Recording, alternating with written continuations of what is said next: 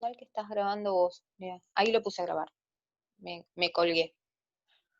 Esto simplemente para que vean el contexto. Y acá lo que están viendo es el sistema que yo les decía de humidificación activa, que no se está usando en las terapias de adultos ahora por el tema del coronavirus, pero que se puede usar. Esto es un sistema de calentamiento, tiene una placa de metal, es eléctrico, es un calentador eléctrico, ¿sí? Regulable. Esto es una cámara que recibe agua destilada, que si ustedes la ven, acá arriba hay un sallecito de agua destilada que baja hasta acá, tiene una válvula que no permite que eso se llene hasta el tope, y lo que produce acá adentro, al calentar el agua, es vapor de agua que va a ir hacia el ventilador, hacia la rama inspiratoria, que es esto que viene saliendo de por acá, y que va hacia el paciente. Si esto no fuera viable, que es lo que está pasando ahora con los pacientes adultos, el paciente tendría colocado un filtro a esta altura. Entonces, cada vez que exhala, exhala aire caliente, cuando inhala, reinhala ese calorcito y humedad, que queda atrapado en el filtro. Por eso el filtro se lo llama intercambiador de calor y humedad, y tiene un sistema que se llama higroscópico. Atrapa partículas de agua y calor.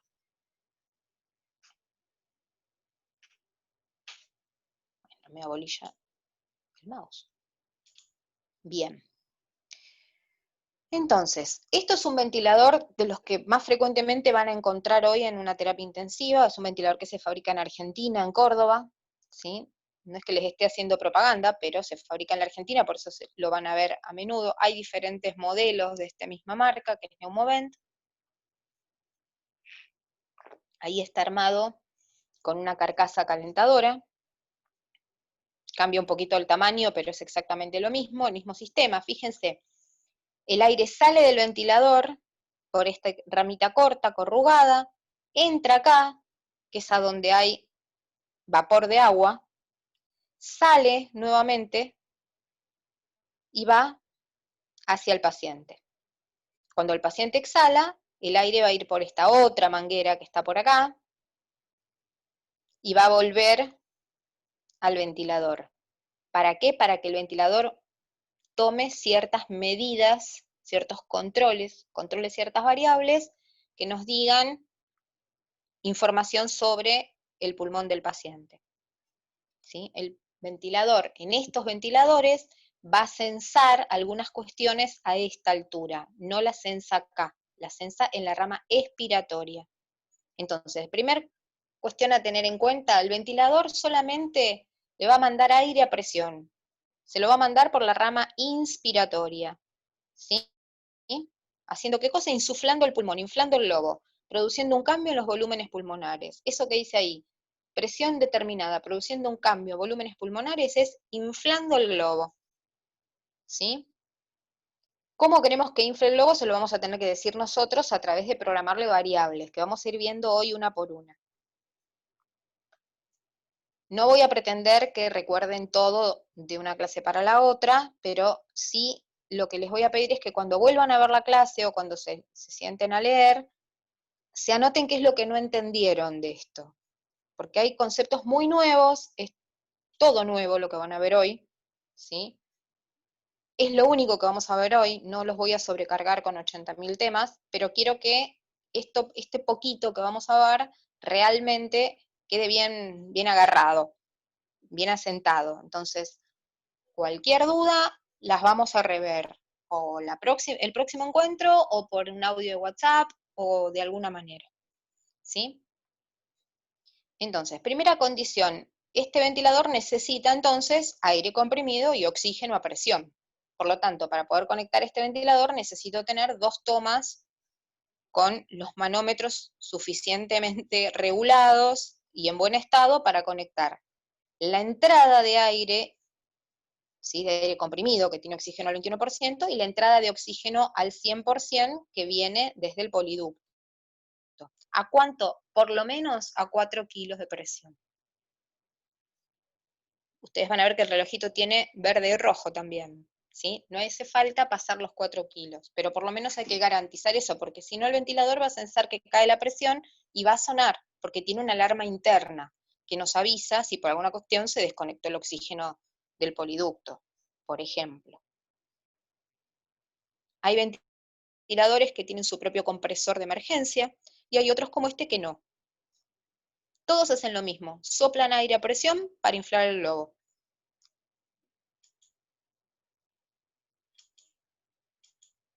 Entonces, vamos a tener que retomar algunos conceptos de física y definir algunas cuestiones, que sí son importantes. ¿Por qué son importantes definir ciertas cuestiones? Porque es el idioma en el que vamos a hablar de aquí en más cada vez que hablemos de cómo está ventilado un paciente. Entonces tenemos que aprender un idioma nuevo de un montón de cosas. Cosas que uno tiene que saber la definición, porque les va a pasar que van a ir a rotar por las terapias y la gente repite muchas veces cosas sin saber de qué está hablando, por el uso y costumbre. Entonces, el paciente tiene un distrés. Ajá, ¿y qué PO2 tiene? Ah, no sé, pero está distresado. Entonces no sabes que está distresado, porque no sabes qué PO2 tiene. El distrés, lo vimos, lo define el valor de PO2 del paciente. O la PAFI, la relación entre la presión de oxígeno que el paciente tiene en sangre y la cantidad de oxígeno que le estoy dando yo. Entonces, es de buena práctica y científicamente es como debe hacerse, uno debe conocer las definiciones para poder manejar un lenguaje científico en común, o leer un artículo o leer un capítulo de libro sobre ventilación mecánica, o del tema de terapia que sea. Entonces, fíjense, nosotros en la primera parte de respiratorio, lo primero que definimos fueron estas cuestiones del Jung, el espacio muerto, y acá vamos a retomar nuevamente el concepto de espacio muerto, y lo vamos a hablar de, el paciente tiene un espacio muerto alveolar, ¿sí? Que es en la primera parte que no hay intercambio gaseoso. Hay un espacio muerto anatómico, que es toda la vía aérea, desde la nariz hasta la segmentación 16, ¿sí? Todo lo que es la vía aérea de conducción y la vía aérea de transición.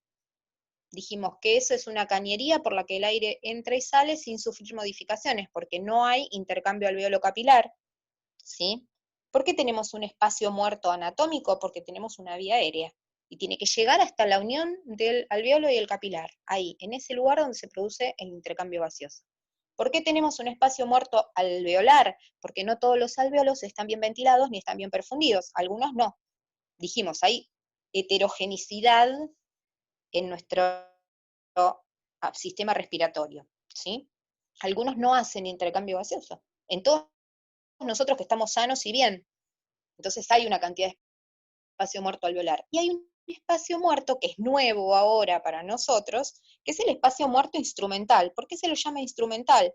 Porque alguien instrumentó la vía aérea, alguien le puso un tubo endotraqueal al paciente y ahora el aire está entrando por ahí, ¿sí? Y estamos haciendo más largo este espacio. Fíjense, todo esto que está acá, hasta el intermediario NI, que es por donde viene la rama inspiratoria y expiratoria, todo esto es espacio muerto instrumental. Antiguamente se creía que si uno le cortaba el tubo endotraqueal por acá al paciente y lo conectaba por acá, lo achicaba. Y en realidad no pasa por el largo solamente, sino también pasa por el diámetro. Entonces, achicar el tubo endotraqueal se demostró científicamente que era una salvajada y que no tenía ningún sentido hacerlo. Pero yo soy de la generación que vio cortar tubos endotraqueales, pensando que eso podía disminuir el espacio muerto instrumental. Claramente que lo va a disminuir es que no le pongamos 80.000 cosas entre el tubo y el intermediario NI. ¿Esto qué significa? Que tenga el tamaño de filtro adecuado si es que el paciente lo tolera. Si el paciente no lo tolera, hay que ir a humidificación de cascada. Que no le dejemos puesta una aerocámara sin compactarla, sin achicarla. Que no sea una de esas que son largas, porque las que son largas pueden ser deleterias para aumentar el espacio muerto. ¿Sí? Las aerocámaras tienen que estar en la rama inspiratoria, no acá. Pero algunas se conectan por error acá. Entonces también es un problema. Todo eso es espacio muerto instrumental. Todo lo que pongamos entre el paciente, digamos, y el paciente y su continuación, porque el tubo endotraqueal no se lo podemos sacar, entre el paciente y el intermediario NI. Esto es a modo de repaso, acuérdense, tenemos unidades bien ventiladas y bien perfundidas, tenemos unidades bien ventiladas pero mal perfundidas, con efecto espacio muerto. Esto ya no es el espacio muerto ni alveolar ni anatómico. Esto es el espacio muerto por lesión del capilar pulmonar, o por falta de volumen en el capilar pulmonar, o por hiperinsuflación de este alveolo, que lo inflamos tanto que apretó el capilar y no deja que pase la sangre, ¿sí? Podemos tener lo que se llama shunt o cortocircuito, ¿sí? No está entrando el aire porque está colapsado, pero tengo una buena perfusión, el paciente tiene una tensión arterial aceptable y tengo una buena perfusión pulmonar, y tengo unidades directamente silenciosas, ni ventiladas ni perfundidas. Todo esto que ustedes ven acá, todo esto es el pulmón de un paciente de terapia intensiva que está en ventilación mecánica. O sea, y nosotros de afuera decimos hay que ponerle tantos mililitros por cada ciclo respiratorio. Fíjense que casi diríamos que es bastante contradictorio el concepto. Si sabemos que tenemos un pulmón totalmente heterogéneo, ¿cómo lo podemos razonar como si fuera homogéneo? Y bueno, porque no nos queda otra. Afortunadamente, cada vez sabemos más del pulmón del paciente de terapia intensiva y cada vez somos más cautos a la hora de ventilarlo. ¿Qué le vamos a decir al ventilador que haga? Pero siempre tenemos que tener en la cabeza que pase lo que pase y lo hayamos ventilado por lo que lo hayamos ventilado al paciente, este es el panorama que tenemos en ese pulmón. Un pulmón heterogéneo con diferentes patrones. Alveolos y capilares normales, espacio muerto, shunt, ¿sí? Espacios silenciosos. Y eso es lo que nosotros tenemos que tratar desde afuera como si fuera todo igual. Ahora vamos a empezar a hablar del concepto clave de la ventilación mecánica, y es el concepto de presión.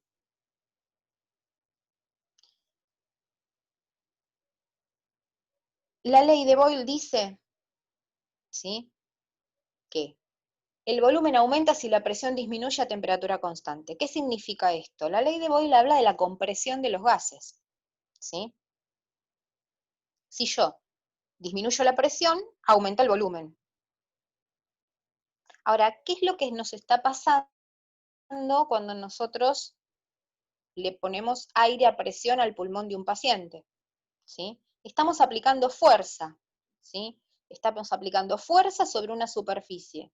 ¿Sobre qué superficie aplicamos fuerza? Sobre todo el parénquima pulmonar. Ahora, si presión es fuerza sobre superficie, quiere decir que si a mí por alguna cuestión se me achica la superficie y yo le sigo dando la misma presión, ¿sí?, la misma fuerza, le estoy dando la misma fuerza al paciente, ¿sí? Le estoy diciendo al ventilador, mandale 400 mililitros de volumen, porque quiero ventilar 2 pulmones, y ahora el tubo se me corrió del lugar y se me fue un solo pulmón, se me fue al bronquiofonte derecho, y no estoy ventilando el pulmón izquierdo, solo estoy ventilando el derecho, o sea que reduje a la mitad la superficie. ¿Qué va a pasar con esa fuerza que estoy ejerciendo? Es como si yo estuviera ejerciendo el doble de presión y voy a lastimar ese pulmón. Ese es el concepto que es importante. Saber que presión es fuerza sobre superficie implica saber que si se modifica el tamaño de la superficie o se modifica la fuerza que estoy ejerciendo, ¿sí?, eso va a impactar directamente sobre el pulmón del paciente, porque va a modificar la presión real. Si modifico una variable, se me va a modificar el resultado, sea que agrande o achique. Por ejemplo, si yo tengo un paciente que tenía mucho broncoespasmo, le hice broncodilatadores y ahora ese pulmón está más blando, está más ventilable. ¿Qué va a pasar? Le voy a poner los 400 mililitros de volumen, pero yo amplié la superficie, la presión va a descender, ese pulmón va a ser ventilado con menos requerimientos de presión.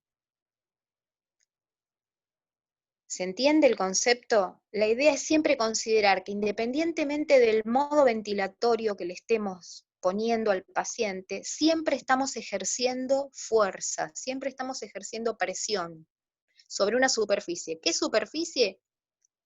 La vía aérea y el pulmón del paciente.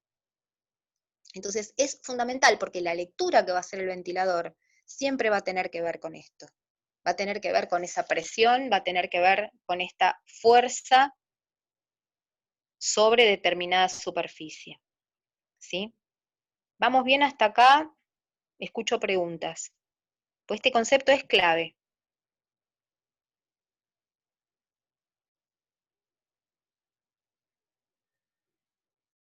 Bien.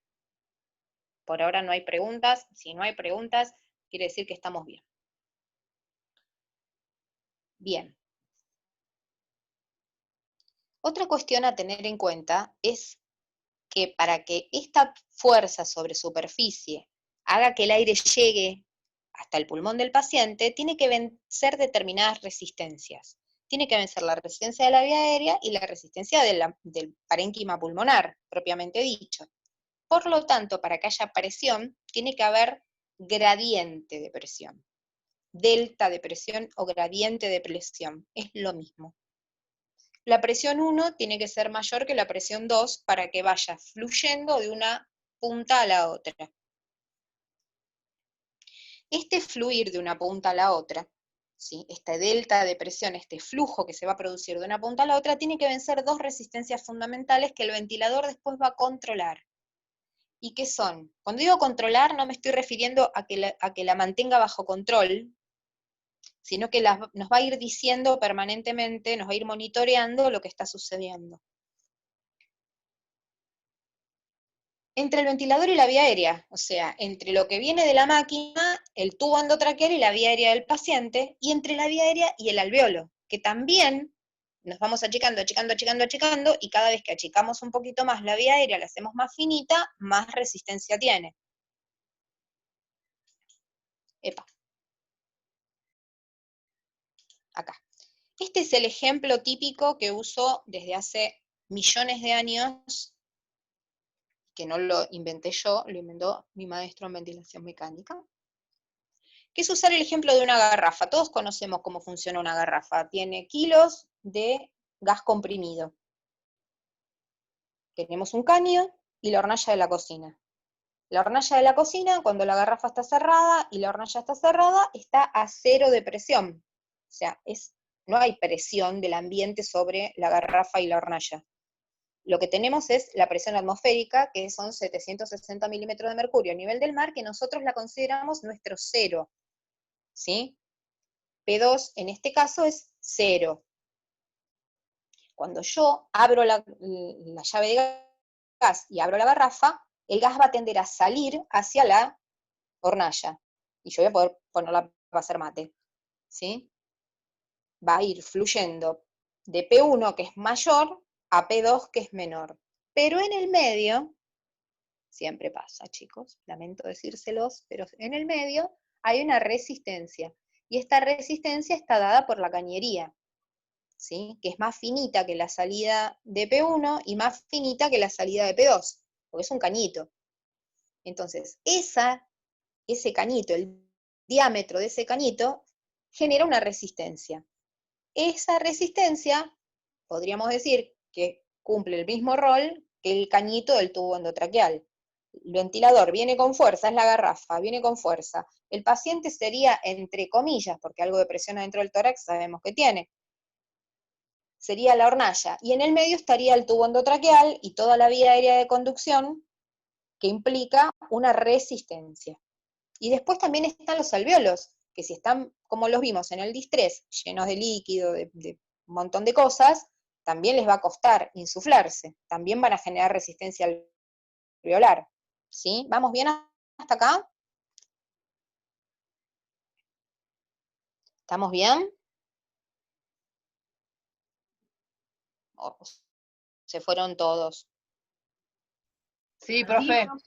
Bien, bien, o sea, no es que los esté subestimando, es que es un concepto difícil de imaginarlo trasladado a algo tan de la biofísica, trasladado a el sistema respiratorio del paciente. No es que esté pensando que ustedes no lo pueden entender. Esto nos cuesta a todos, y me costó mucho a mí, y a todos los que aprendemos ventilación mecánica nos cuesta. Porque ahora le vamos a poner un poquito más de condimento a esto. Hasta acá tenemos lo básico, ¿sí? Ahora, hablamos de presión. ¿Y cómo se genera esta presión? Esta presión se genera justamente en la vía aérea del paciente y en el alvéolo, este gradiente de presión, a través de flujo. Y el flujo es el volumen, digamos, no, los voy a complicar así. El flujo es la velocidad con la que el aire está llegando a la vía aérea del paciente. Flujo es movimiento, ¿sí? Es cómo lo estoy soplando. Yo lo puedo soplar más lento o lo puedo soplar más rápido. Ustedes pueden hacer una respiración rápida, yo te puedo soplar así, suavecito, al pulmón, o te puedo soplar rápido y fuerte. ¿Cómo nos gusta respirar a los seres humanos? Nuestra primera fase inspiratoria es rápida. A nosotros no vamos por la vida respirando, suspirando así, como en la pradera, porque nos agarra sed de aire. Entonces el paciente tiene una primera fase que el aire va a ir con mucho flujo y después cuando el pulmón se va llenando, el flujo va a ir vaciando, tal cual, va a ir variando, tal cual como cuando inflamos un globo. Cuando empezamos a inflar un globo, ¿cómo empezamos? Con fuerza. Y después, una vez que se va llenando, cada vez hacemos menos fuerza y vamos más lento. Así respiramos. Y así se le debe administrar el flujo de aire a un paciente cuando lo ponemos en ventilación mecánica. ¿Sí? Pero ¿por qué se puede dar este flujo? Justamente porque el aire viene a presión. Si no estuviera a presión, no tendríamos flujo. Y este es otro concepto fundamental. A presión, a diferencia de presión cero, a cero de gradiente de presión, no hay flujo de aire. Y este concepto lo vamos a usar dentro de un rato para ver otra variable importante, que se mide con el ventilador y que es súper importante y guía el tratamiento. Entonces, cuando P1 es igual a P2, el flujo es cero. Dos presiones iguales, el aire no va para ninguno de los dos lugares. Dos presiones iguales, el agua no va para ninguno de los dos lugares, se queda parada. Flujo es movimiento de un fluido, en este caso aire, podría ser la hemodinamia. La hemodinamia cumple el mismo patrón físico, ¿sí? A consecuencia de un gradiente de presión que tiende a compensarlo, es decir, tiende a ir de mayor a menor presión, donde no se le ofrezca resistencia. Es como el ejemplo que yo doy siempre de la pérdida de agua en un lugar de la terraza y te filtra donde tenés la grieta, donde ofrece menos resistencia.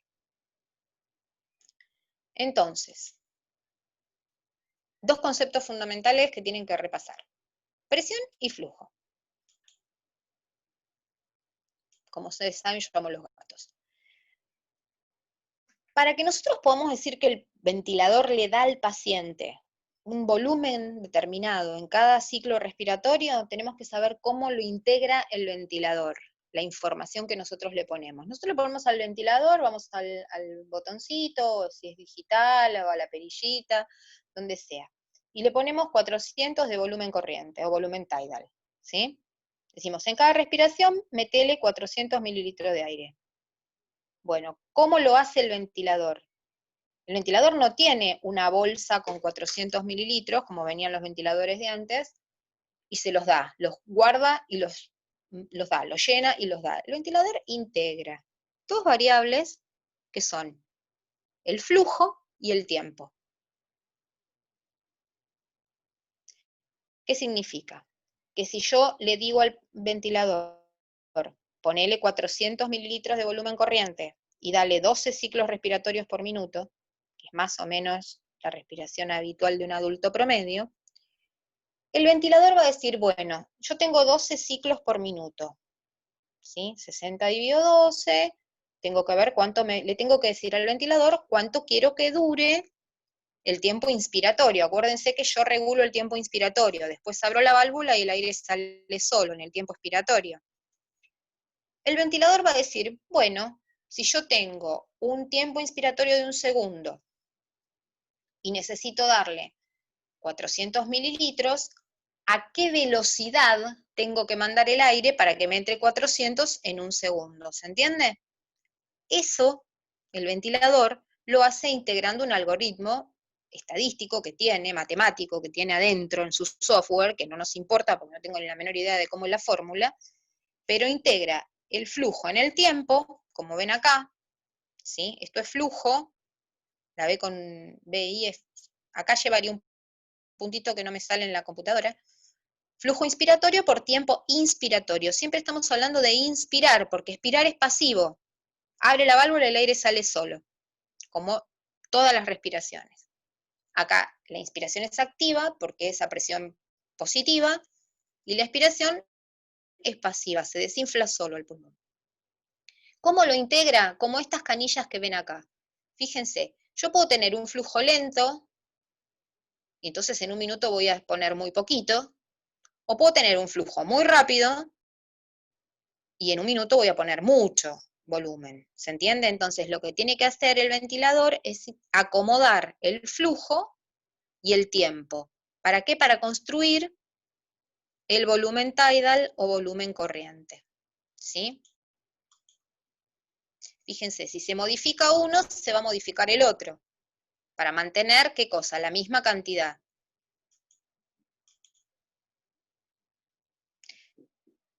Este trabajo lo hace el ventilador. Ustedes le van a decir, ponele tanto volumen y ponele tanto tiempo inspiratorio. Y el flujo lo va a regular el ventilador.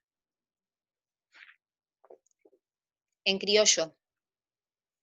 Vos le decís, quiero 400 mililitros y quiero un tiempo inspiratorio de 1 segundo. La velocidad con que te lo van a soplar lo va a decidir el ventilador, lo va a acomodar el ventilador. Pero nosotros le vamos a decir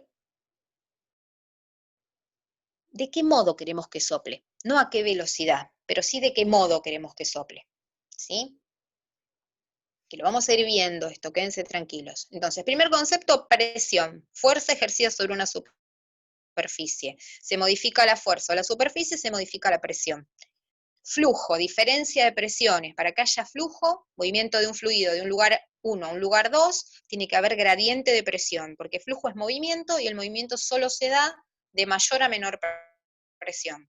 Venciendo, ¿qué cosa? Una resistencia.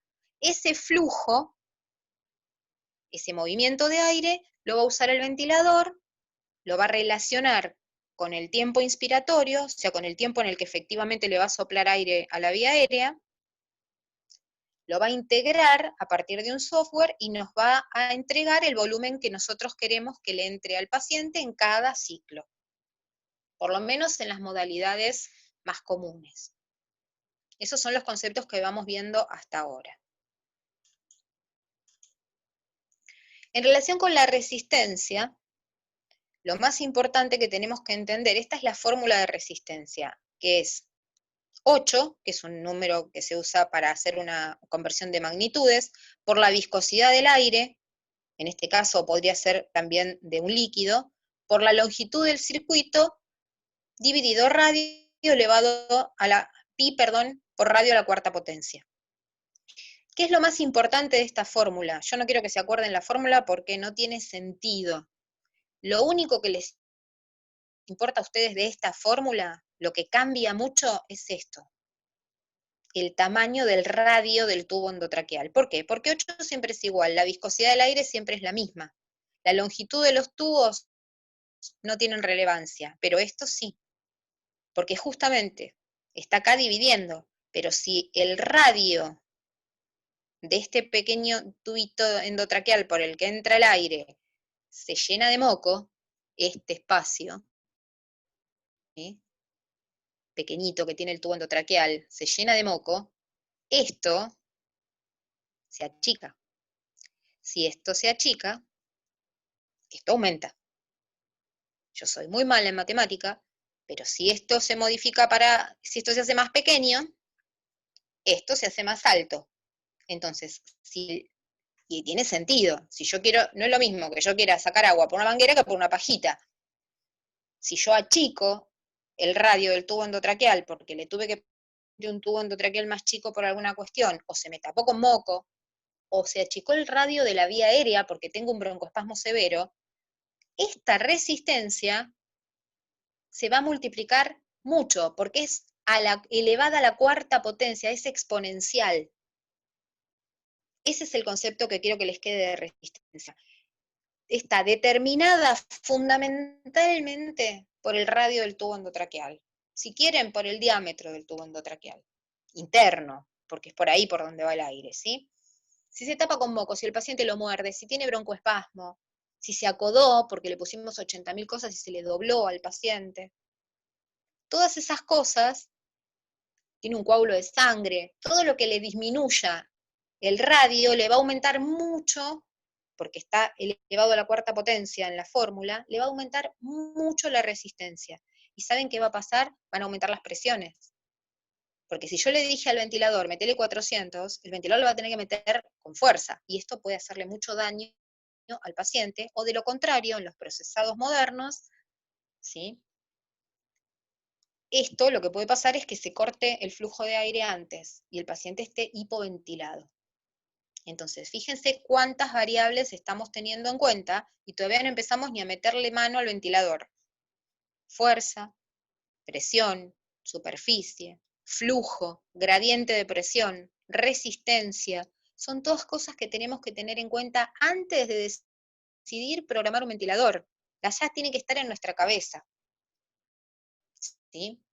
Acá lo que ven es el tubo endotraqueal con su balón inflado, que yo les decía que es de baja presión, o sea, es blandito, es como de una silicona finita, ¿sí? Y el baloncito por el cual lo vamos a medir e inflar. Esto que tiene acá, este topecito, es justamente para que cuando se hace una placa se pueda ver, porque esto, acá, están las cuerdas vocales del paciente. ¿Sí? Esto está por debajo de las cuerdas vocales. Acá están pasando las cuerdas vocales del paciente. Y esto queda anclado por detrás, hacia abajo, digamos. Lo que ven en esta foto, ¿sí? Es el ventilador que yo les decía que es del año que nací yo, es muy viejito, ya no hay más de esto funcionando en las terapias intensivas hoy en día, porque hay cosas mucho más sofisticadas, pero hasta con esto, si uno sabe ventilación mecánica, puede ventilar correctamente un paciente, no es que le va a hacer daño. Nos vamos a volver a reconectar nuevamente ahora, cuando se nos termine, porque me está saltando acá que es menos de un minuto, ¿sí? Si alguien por alguna cuestión tiene que irse, bueno, no pasa nada, después les llegará la clase, pero traten de, si pueden, quedarse, porque así vemos estos conceptos fundamentales. Yo sé que estoy siendo muy reiterativa, que estoy siendo